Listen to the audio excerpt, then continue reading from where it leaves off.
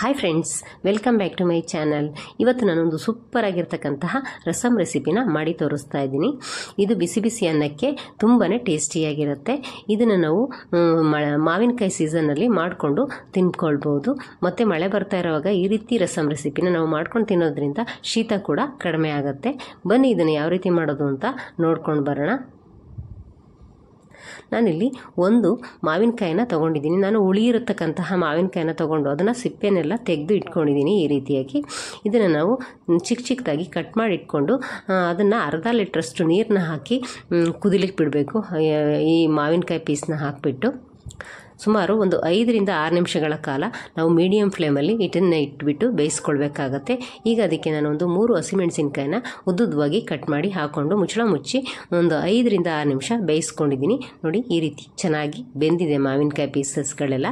ಅದು ಬೆಂದ ನಂತರ ಅದನ್ನು ಸೈಡಿಗೆ ಎತ್ತಿಟ್ಬಿಟ್ಟು ಈ ಕಡೆ ಒಂದು ಬಾಣಲೆ ಇಟ್ಕೊಂಡು ಅದಕ್ಕೆ ಅರ್ಧ ಸ್ಪೂನಷ್ಟು ಎಣ್ಣೆನ ಹಾಕ್ಕೊಂಡು ಅದಕ್ಕೆ 1 ಗೆಡ್ಡೆ ಬೆಳ್ಳುಳ್ಳಿ ಮತ್ತು 1 ಇಂಚಷ್ಟು ಶುಂಠಿನ ಈ ರೀತಿ ಕಟ್ ಮಾಡಿ ಹಾಕ್ಕೊಂಡಿದ್ದೀನಿ. ಇದನ್ನು ಕೂಡ ನಾವು ಚೆನ್ನಾಗಿ ಫ್ರೈ ಮಾಡ್ಕೊಳ್ಬೇಕು. ಉರಿನ ನಾನು ಸಿಮ್ಮಲ್ಲೇ ಇಟ್ಕೊಂಡು ಫ್ರೈ ಮಾಡ್ಕೊಳ್ತಾ ಇದ್ದೀನಿ. ಈ ರೀತಿ ಚೆನ್ನಾಗಿ ಫ್ರೈ ಆಗಿ ಅದು ಸ್ವಲ್ಪ ಕಲರ್ ಚೇಂಜ್ ಆಗೋವರೆಗೂ ಫ್ರೈ ಮಾಡ್ಕೋಬೇಕು. ನಂತರ ನಾನು 1 ಸ್ಪೂನಷ್ಟು ಕಾಳು ಮೆಣಸನ್ನು ಹಾಕ್ಕೊಳ್ತಾ ಇದ್ದೀನಿ. ನಂತರ 1 ಸ್ಪೂನಷ್ಟು ಧನಿಯಾ ಬೀಜ, ಹಾಗೆ 1 ಸ್ಪೂನಷ್ಟು ಜೀರಿಗೆನ ಹಾಕ್ಕೊಂಡು ಈ ರೀತಿ ಫ್ರೈ ಮಾಡ್ಕೊಳ್ಬೇಕು. ಈ ರೀತಿಯಾಗಿ ಚೆನ್ನಾಗಿ ಫ್ರೈ ಆಗೋವರೆಗೂ ನಾವು 1 ರಿಂದ 2 ನಿಮಿಷಗಳ ಕಾಲ ಫ್ರೈ ಮಾಡ್ಕೋಬೇಕಾಗತ್ತೆ. ನಂತರ ಗ್ಯಾಸ್ನ ಆಫ್ ಮಾಡಿಕೊಂಡು ಅದಕ್ಕೆ ನಾನು ಕರಿಬೇವಿನ ಎಲೆಗಳನ್ನ ಹಾಕ್ಕೊಳ್ತಾ ಇದ್ದೀನಿ. ಅದನ್ನು ಹಾಗೇ ಪಾತ್ರೆ ಬಿಸಿ ಇರುತ್ತೆ ಅಲ್ವ, ಅದೇ ಬಿಸಿನಲ್ಲೇ ಅದು ಚೆನ್ನಾಗಿ ಸ್ವಲ್ಪ ಕ್ರಿಸ್ಪ್ ಆಗುತ್ತೆ ಕರಿಬೇವಿನ ಸೊಪ್ಪು. ಇದನ್ನು ಚೆನ್ನಾಗಿ ಫ್ರೈ ಆದ ನಂತರ ಆರ್ಲಿಕ್ಕೆ ಬಿಡಬೇಕು. ಸಂಪೂರ್ಣವಾಗಿ ಆರಿದ ನಂತರ ನಾನು ಅದನ್ನು ಮಿಕ್ಸಿ ಜಾರ್ಗೆ ಹಾಕ್ಕೊಂಡು ತರ್ತರಿಯಾಗಿ ಅದನ್ನು ಪುಡಿ ಮಾಡಿಕೊಂಡು ತರ್ತೀನಿ. ನೋಡಿ, ಇವಾಗ ಅದನ್ನು ತರ್ತರಿಯಾಗಿ ಪೌಡರ್ ಮಾಡಿಕೊಂಡು ತಂದಿದ್ದೀನಿ. ಈ ರೀತಿಯಾಗಿ ಅದು ತರ್ತರಿಯಾಗಿ ಪೌಡ್ರ್ ಆಗಿರಬೇಕು.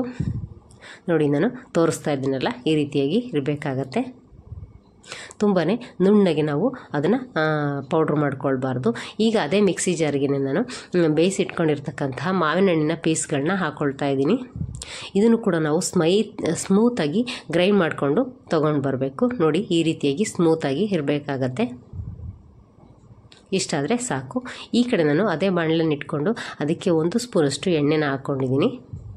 ಎಣ್ಣೆ ಸ್ವಲ್ಪ ಬಿಸಿಯಾದ ನಂತರ ಅದಕ್ಕೆ ಅರ್ಧ ಸ್ಪೂನಷ್ಟು ಸಾಸಿವೆ, ಅರ್ಧ ಸ್ಪೂನಷ್ಟು ಜೀರಿಗೆ ಹಾಕ್ಕೊಂಡು ಈ ರೀತಿ ಸ್ವಲ್ಪ ಅದನ್ನು ಮಿಕ್ಸ್ ಮಾಡ್ಕೊಳ್ತಾ ಇದ್ದೀನಿ. ಉರಿನ ನಾನು ಸಿಮ್ಮಲ್ಲೇ ಇಟ್ಕೊಂಡಿದ್ದೀನಿ. ನಂತರ ಅದಕ್ಕೆ 2 ಒಣಮೆಣಸಿನ್ಕಾಯಿನ ಹಾಕ್ಕೊಂಡಿದ್ದೀನಿ. ನಂತರ ಒಂದು 4 ರಿಂದ 5 ಎಸಳು ಬೆಳ್ಳುಳ್ಳಿನ ಈ ರೀತಿ ಜಜ್ಜಿಬಿಟ್ಟು ಹಾಕ್ಕೊಂಡಿದ್ದೀನಿ, ಕ್ರಷ್ ಮಾಡಿ. ನಂತರ ಸ್ವಲ್ಪ ಹಿಂಗನ್ನು ಕೂಡ ಹಾಕ್ಕೊಳ್ತಾ ಇದ್ದೀನಿ. ಈಗ ಇದನ್ನು ನಾವು ಲೋ ಫ್ಲೇಮಲ್ಲೇ ಫ್ರೈ ಮಾಡ್ಕೊಳ್ಬೇಕು.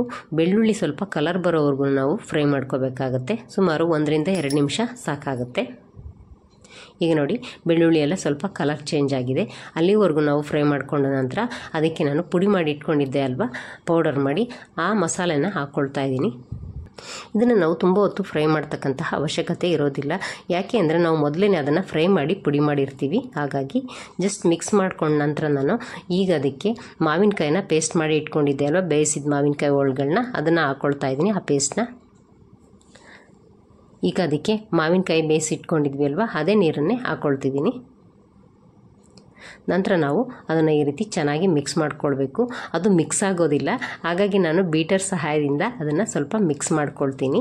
ಈಗ ನಾನು ನೀರು ಎಷ್ಟು ಬೇಕೋ ಅಷ್ಟನ್ನು ನೋಡಿಕೊಂಡು ಹಾಕ್ಕೊಳ್ತಾ ಇದ್ದೀನಿ. ಈಗ ನೋಡಿ, ಬೀಟರಿಂದ ಚೆನ್ನಾಗಿ ಈ ರೀತಿ ಮಿಕ್ಸ್ ಮಾಡಿದ್ರೆ ಚೆನ್ನಾಗಿ ಅದು ಮಿಕ್ಸ್ ಆಗುತ್ತೆ.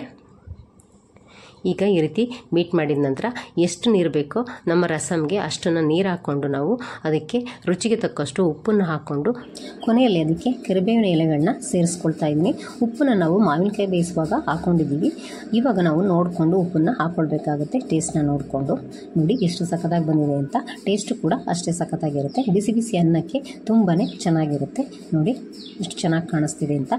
ಶೀತದ ಟೈಮಲ್ಲಿ, ಮಳೆಗಾಲದಲ್ಲೆಲ್ಲ ಈ ರೀತಿ ರಸಮ್ನ ಮಾಡಿಕೊಂಡು ಕುಡಿಯೋದ್ರಿಂದ ಅಥವಾ ಊಟ ಮಾಡೋದ್ರಿಂದ ನಮ್ಮ ಶೀತ ಕೂಡ ಕಡಿಮೆ ಆಗುತ್ತೆ. Thank you for watching. Bye friends.